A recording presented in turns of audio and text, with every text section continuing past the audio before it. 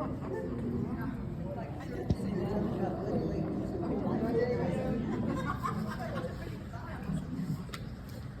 when I think of your mom, she was always sitting in that one chair. Just to tell you, I'm recording. No, I'm just telling you so you I won't say anything. Is it- I should don't say. talk about Has me. it started? I started. Oh, you did. So we got that.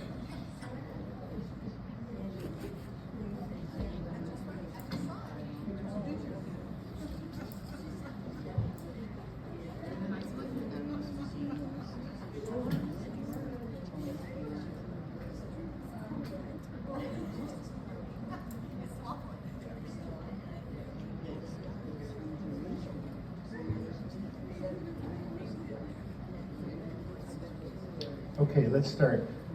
Colleen's going to record on her phone anyway what we're doing right now, just so those that aren't present can review the tape and get caught up with us. Just so you know.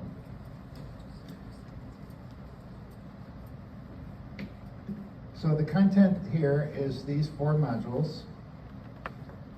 I would add to that, okay, you have these books that you received. And we found that there's errors in the printing, so they're getting reprinted.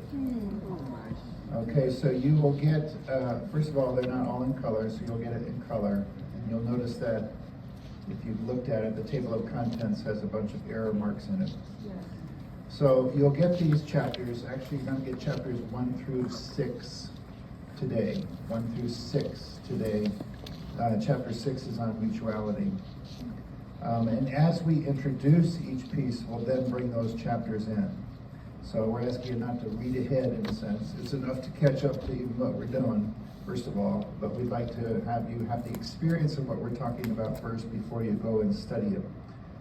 So as we move into each skill area, you'll be receiving those chapters, ultimately chapters 1 through 13. So there's a lot of stuff here. This booklet here is like a crib sheet, okay? It's the Cliff Notes version of the larger book, and it has really the outline of all the basic material, the fundamental material. So this might be handy for you to carry around in a large book for study. In addition, you will have videos that you might want to review as well. We've got 31 videos that we put online of other communities that have been through CARE. But you'll see on the videos demonstrations as well as the introduction of the materials. So we're trying to use a lot of learning styles here as we go through the material. So if the book looks overwhelming, which it probably does for some of you because it's 250 pages, no worries. We're going to go through it a step at a time, and you'll get lots of help in trying to digest this as we go through it. So I'll talk about that in a moment. So you've got these materials that'll get reprinted. This one's the Cliff Notes version, and that's the large picture of the content. We know it's a lot of paper, and yet the accuracy and being able to follow along is really critical. So we are going to recycle the paper. What I'm going to suggest is that before you leave at noon, you empty out your binder of the chapters, put it in the front of the table, and we can collect those and redistribute new contents of that binder. Leave your binder open. If you will leave your binder open with the clips open or the rings open, it'll be very easy for us to redistribute those. Okay, thank you. Cindy, they take all this. Okay, so that's the content, the bare bones of the skills that we'll be covering through the modules, the 4 modules that we are here with you through the 16 and a half days. So let's talk a bit about the larger picture of the journey. So we're here for 4 days each of these 4 modules. And in between, you will have practice groups. So we're introducing the material. We'll introduce the content of the material. You'll see a demonstration. We'll do a training while we're here for 4 days together. And then you go away and you practice. So later today, we'll talk with you about how to form these practice groups and with what facilitators you might be practicing But you need time, basically, to take what you've been sort of exposed to here when we're here and practice. Practice, practice, practice in your small groups so that you can develop the skills that we've been teaching you through our time together. So for Module 1, we're here this week. In between, you'll have practice sessions. We'll come back for Module 2, introduce the next set of skills. We'll practice, practice, practice. Third module, etc. Fourth module, etc. In fact, there should be an arrow past that fourth module because that's confrontation, and you'll be practicing that after we're here to complete the circuit, so to speak. So that's the duration, sort of the timing of it all. And there's roughly around, I don't have the schedule in front of me, but there's roughly around 5 or 6 weeks in between each module. So what is it, what's the process look like? Well, it starts with the word. We will be doing prayers as we did this morning. You know, as we lived through COVID, we started using a lot of videos. And a lot of the videos are really wonderful. We don't have to stick with those videos. In fact, we would invite any of you, if you've got the willingness and the time to bring forth prayers during our sessions, we would invite that and welcome that. So if you're open to offering prayers tomorrow or the next day, let us know and we'll adjust. Otherwise, we'll plan some kind of prayer. But we don't want to take total responsibility for that. Our only request, that is, if you want to do the prayer for our groups tomorrow or the next day, if it connects with what we're doing. So not just your favorite prayer, but how does it connect with care and what we're introducing. So if you can think about that, ponder that, and if you've got something to offer, we would really welcome that. And I think that makes it more collectively ours, yours included. Okay? So we start with prayer each time we're together, each morning. We then do the didactic input of the skills that we're trying to teach. So we'll provide the education, the teaching around this is what the skill is, this is what it means, this is what it says in the book, etc. So we'll teach the skill. And then we'll do what's called a demonstration. We'll have 2 people up here, 2 of your more courageous people up here, to sit in a couple of chairs and then demonstrate the skill that we just taught. So you'll be sharing in a conversation. The conversations that we are inviting are hopefully meaningful, substantive. They're not about the weather, but they're not your deepest, darkest secrets either. They're just meaningful conversations. What we're asking you to do is not role play. We're asking for real conversations. There's one exception when we get to feedback. It's the only time we do role playing, and it's lots of fun. Okay, so we start with the word, we teach the skill, and then we do a demonstration of the skill with 2 of you who volunteer to try to do those skills in a conversation. We then debrief that together. What did you learn? What did you notice? What are your observations? And so forth. So we debrief that. And then we have large group processing of that. And in between, we also might have breakout groups here, like we've done in threesomes or twosomes, or we might even have a larger breakout group where you go into another room, or some might stay here to practice the skills. So it's a variety of different ways that you are exposed to them, personally, vicariously, etc.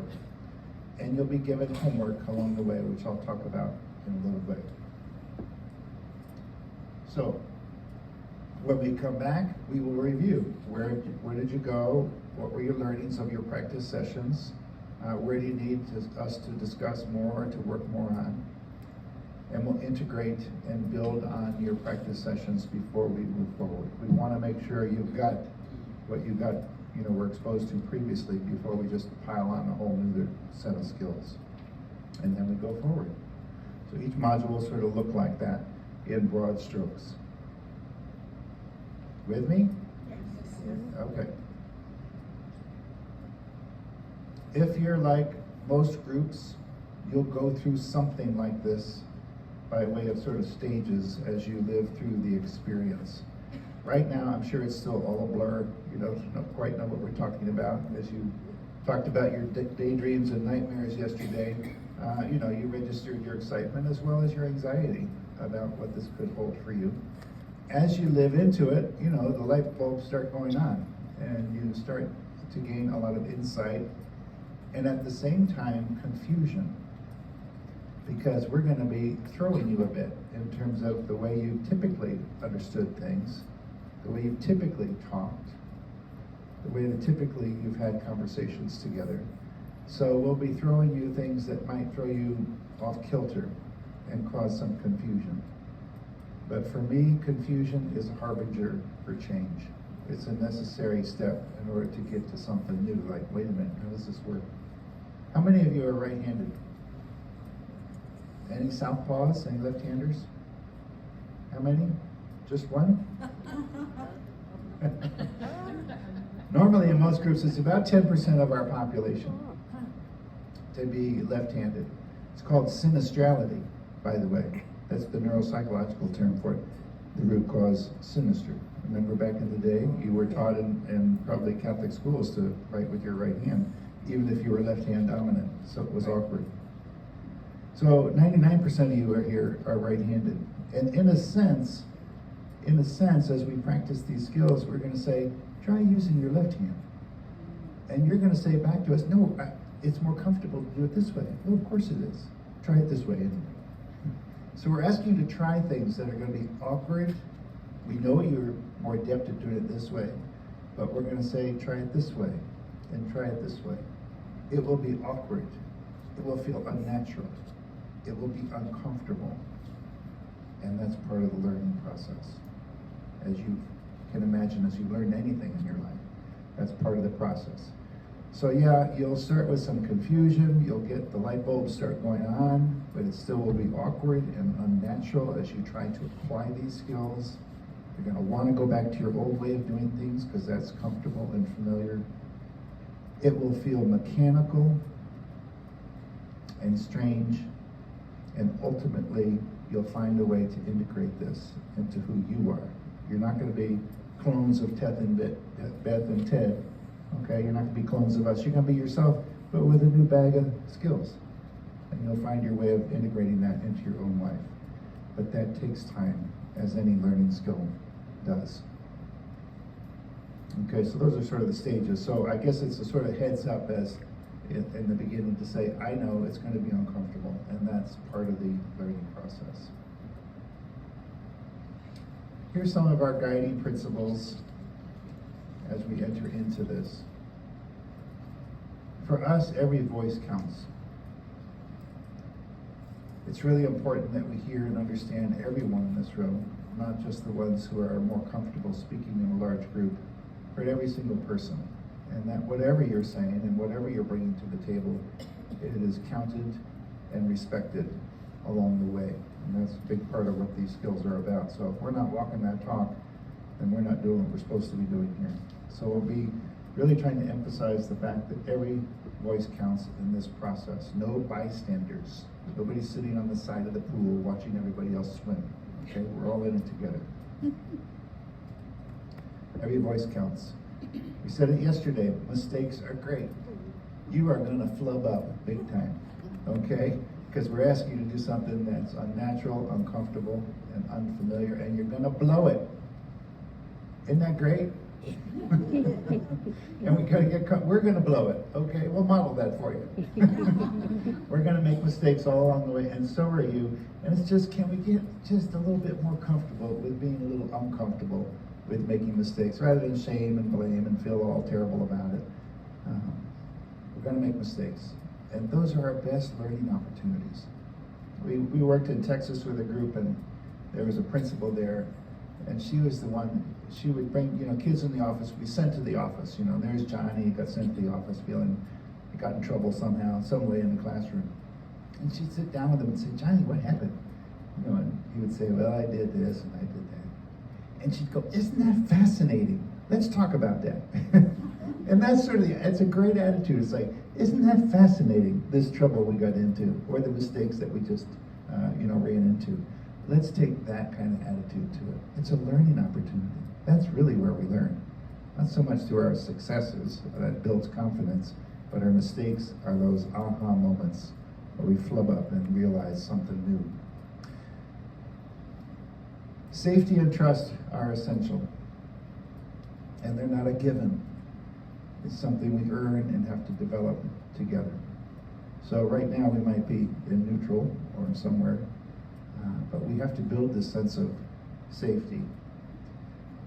And Beth said yesterday that we're asking each of you to be the author of your own story, to not share the personal content of what other people have shared in these demonstrations, in our large group conversations, in your practice groups, or elsewhere. That's essential. Now, you've probably heard that at every assembly. You know what stays at your table, remains at your table, whatever is shared there. We're pleading with you, because if that safety is, if that guideline is breached, we're in trouble, and we're going to talk about it.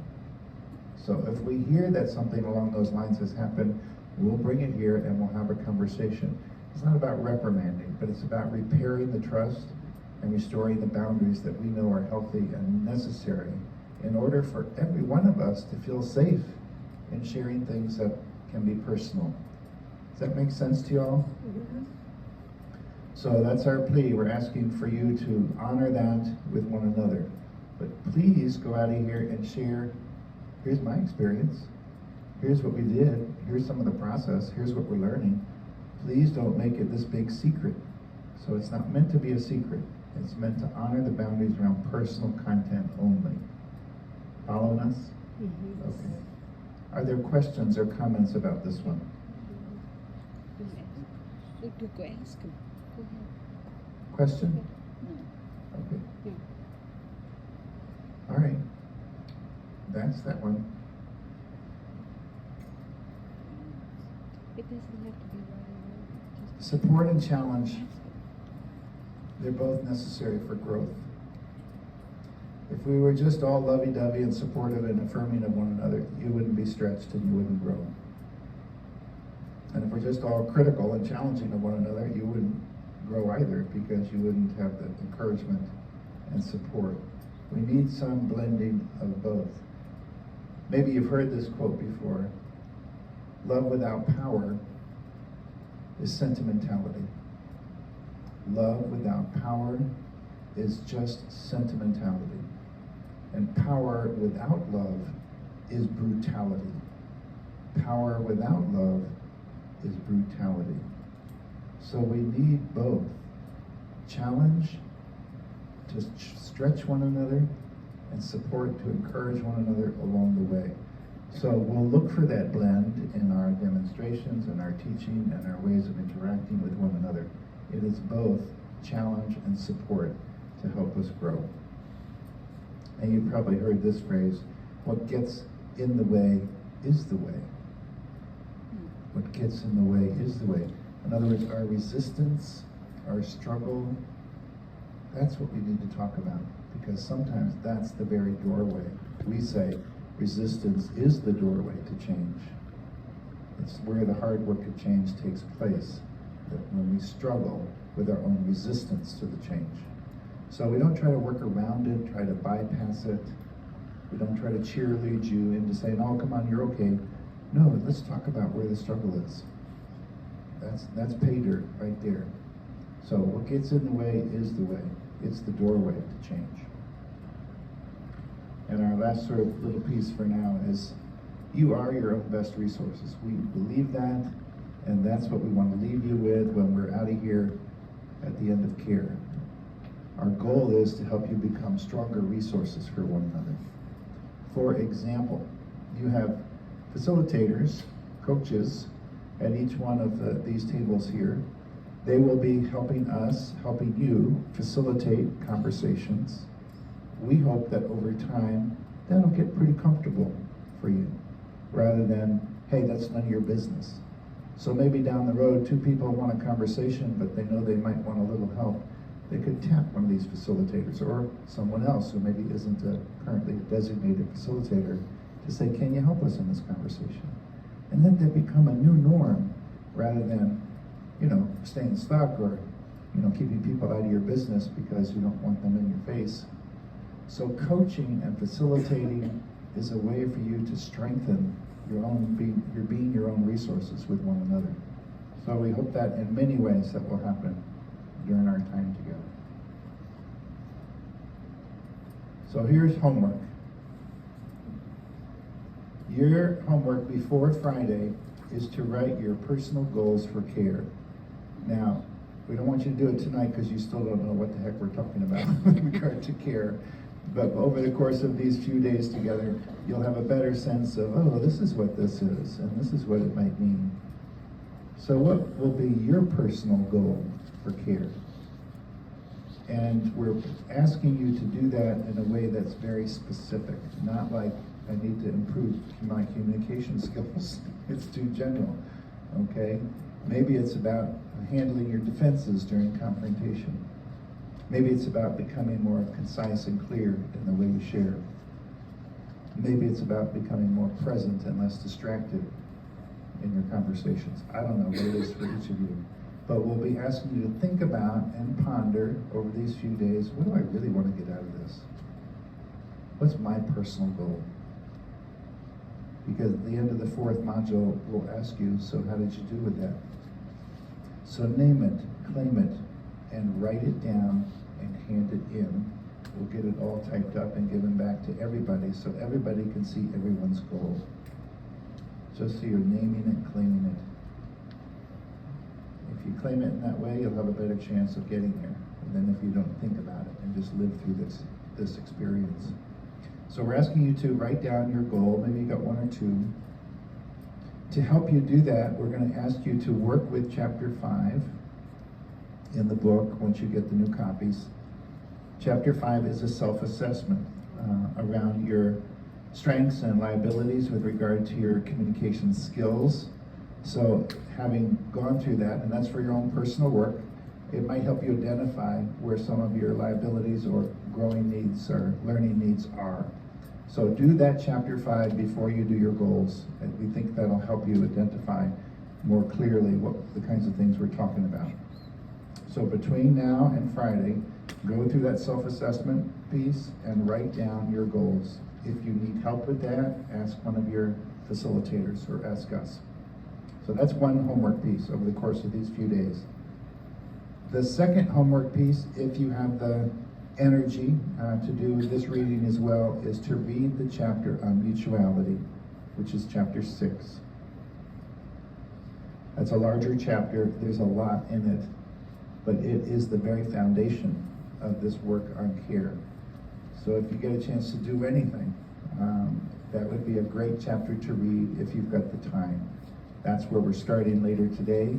That's the foundation, and without it, these are all just techniques. Okay, so this is the value base that undergirds what care is about. So if you get a chance to read that, I think it'll help sort of set the right frame of reference around the use of the skills. You will get, over the course of this time, we're going to be asking you for your choices around facilitators you might want to work with. We'll tell you who the pairs of facilitators are and give you sort of a first or second choice around who are the facilitators that you would like to work with in your practice groups. You know, if everybody chose the same two, then we'd be in trouble. That's what we're asking you. Give us 2 choices. We'll try to work with that and honor one of your 2 choices, if at all possible. If it's not, we'll come back to you and talk with you. But give us your top 2 choices once you get that list of facilitators, and we'll talk more fully about these practice groups, what they involve. Some have said it's better to use the word coaches than facilitators, because we will be asking your facilitators to do what we're doing, to assist you in conversations, and to be very active in coaching you.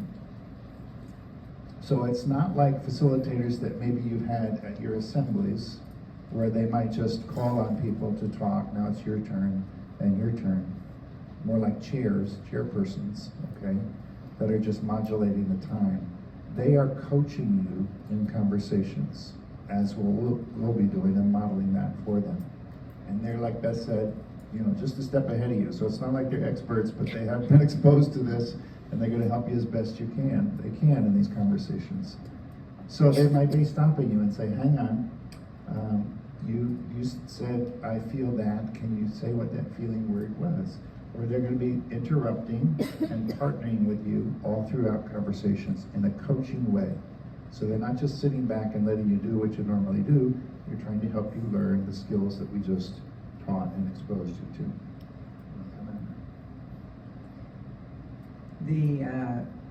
The coaching via interruption is probably one of the biggest challenges in learning these skills. And it's because it's very different than how we've been taught to listen. We've been taught to be quiet, and we've been taught to be respectful, and that has equaled be silent and let the other person finish. Well, we're gonna nix that and do that radically different in this training. So in this training, we work with active listening. So the whole point is that we want whatever you're saying to be absolutely accurately understood by the listener. In order for that to happen, you can't give several paragraphs. They can't retain it. They won't hear you accurately. And so when we're learning the micro skills of self-disclosure and of listening, the basic skill of listening, we will have the facilitator say, I need to stop you and pause so the other person can give back to you what you've said. Also, the listener can do that. They can say, hold on, let me catch up to where you are. And it's that kind of dialogue and dance that happens the entire training from the very beginning. It's hard because your knee-jerk reaction is to say, let me finish, because you're fearing that you won't be understood unless you finish. And we're going to reverse that and say, we believe you won't be understood if you finish. So the interruption is designed to be helpful, and it can be experienced initially as a little intrusive because it's opposite of what everybody's been taught. It's very purposeful though, and the purpose is to help you be clearer in how you communicate and self-disclose, and it's also the purpose is also to help the listener listen accurately and actively. So get ready, because you're going to look at that facilitator and you're going to say, stop interrupting me, I need to finish. And they're going to say, no, you can't finish, I need you to do this. And then you'll do that. And it's like that kind of coaching. And you did some analogies the other day. How many of you play an instrument, or have ever played an instrument, or sang in a choir, or learned how to swim? Hopefully, kept, all right, ride a horse. Oh, what, really? Wow. How about typing? How about what? Typing? Yeah, there you go. Whatever. You've all had these learnings that are more experiential than out of a book. This is experiential learning. The book has helped to, understand the concepts and get the idea of it. But ultimately, this is like learning to swim, or ride a horse, or play the piano, or type, or sing in the chorus. Have you ever heard a conductor say, hang on a minute, and have you ever heard someone in the chorus or the orchestra say, now wait a minute, let me finish? Or the coach on a swim team who's trying to get your attention, you say, well, let me finish this lap and then I'll talk to you. No, the coaches are there to stop you midstream and say, wait a minute, let's talk about what's happening, and to coach you actively. So if you experience yourself as being interrupted, which you will, can you begin to reframe that as partnership? That the interruptions are meant to partner with you in learning the skill. They're not meant to be intrusive, invasive, or bothersome, or rude, or all those kinds of things. They're meant to be coaching you, just like any coaching experience that you've had with experiential learning. So I guess we're making a big deal of this because we know it happens in every group. We know it'll be a struggle when you're stopped midstream, particularly if you're into a very tender conversation, because we're asking you for real conversations, or a difficult conversation. You don't want to lose your train of thought, but we're going to stop you anyway. Here's what we also know. The facilitators at this point of their learning are hesitant to interrupt. And so we're on their case to interrupt. So just so you know, we're trying to stretch them as well, because it ain't natural. It's only natural if we're doing a point-counterpoint discussion. And then we definitely want to interrupt so the other person doesn't finish what they're saying. You understand what I'm saying? And we do, in normal conversation, interrupt one another all the time, and it irritates us. And so in this, let interruption be framed as desire to help, intention to help, versus intrude. Okay, we've just shared a lot about all what this is meant to be, the goals, the process, the content.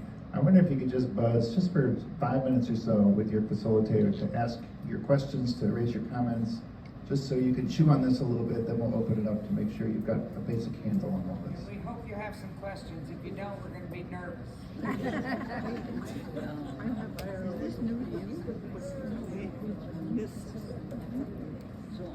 This interruption is specifically within the training session. Like it's not something that they're going to do. Correct. It's the facilitator's skill Right. So that what the teacher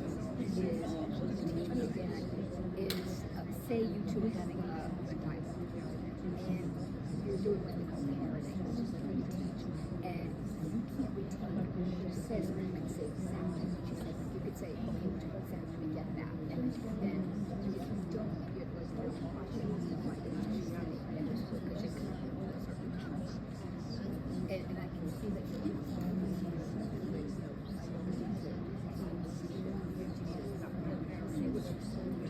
just so that you can present to so that when I'm actually real conversation with someone, I would be able to say to people, yes, exactly. Yeah, that's what I understand.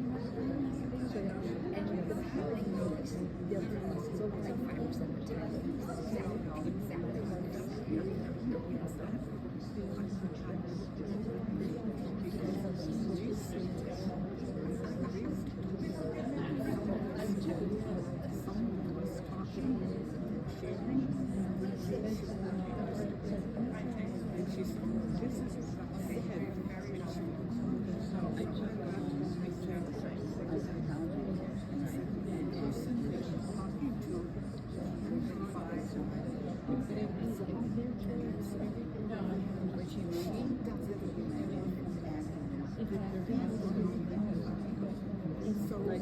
what it is. Say this and this, and let her do it. Then say, say this, then let her ask you a question. I know exactly what you're saying. Repeat what you said, so you know that she's ready to that she asked her and also you said because we're interpreting just mistakes are inside is there. Yeah, so that I know and if you can't hear what I say,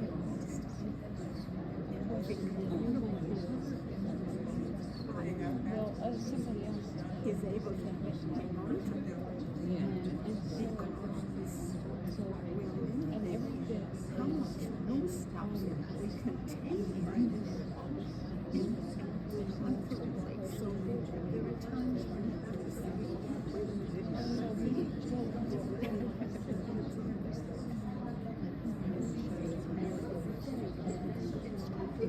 and then you ask some questions, so when you're instructing, if we don't get it, even those of us who are very capable, we don't get it, we'll raise our hands as well, as other times, could you say something, could you clarify that for me? Because they don't have to correct it, and we think, well, it's not the point, it's not how much we finish, it's how much we grasp. That's my take on it. Why does this become paradox? This is But you had this instance of talking to somebody.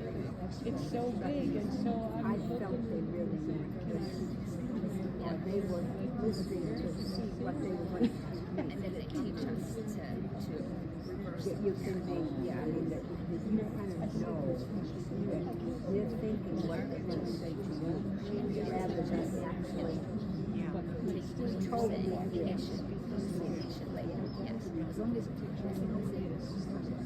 listen to what you're saying, it becomes much further they lost it. So it's But not so much as I'm thinking, oh, what I you want can to just say. tell, yeah, in their eyes that they're really not listening and they're waiting to jump in And how often, to or I will do that because my brain I was not.